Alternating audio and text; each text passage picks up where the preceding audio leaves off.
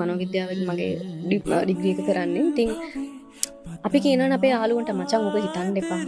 පිස්සුද අමතක කරගන්න පිස්සුද බං උඹට මැරෙන්න ඕනද විකාරද?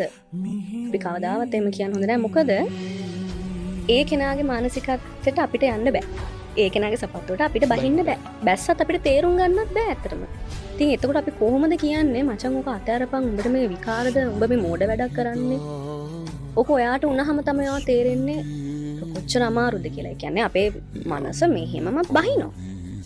ડિප්‍රෙෂන් හැදෙනවා කියන්නේ මොකද්ද කියන්නකෝ. සුයිසයිඩ් තෝට් එකක් එනවා කියන්නේ මොකද්ද කියන්නේ. තමන්ගේ මනසේ තියෙන මොකද ඒකට කියන්නේ ධනාත්මක ශක්තිය කෙලින්ම බහිනවා zero වෙන්න. ඉතින් එතකොට අපි කොච්චර මේ මනුස්සයට කිව්වත් ඔයා මේ විකාර හිතනවාට පිස්සු මේ විකාර ගන්න නැතුව ඔකෙන් මේ යන්න විදන්න එපා. මම කියන්න හොඳ නැහැ. මම මේක බලන් ඉන කාට හරිත් කියන එකයි අපිට එහෙම කෙනෙක් ඇවිල්ලා කිව්වොත් එහෙම මට මෙහෙම හිතෙනවා මට මැරෙන්න හිතෙනවා මන් දන්නේ නැහැ මට දැන් විකාර වගේ මට මේ දේ වුණා මෙහෙම වුණා කියලා ඒ මනුස්සර ඇහුම්කන් දෙන්න. ලොකුම දේ තමයි ඒක. ඒ මනුස්සර ඇහුම්කන් දෙන්න එක.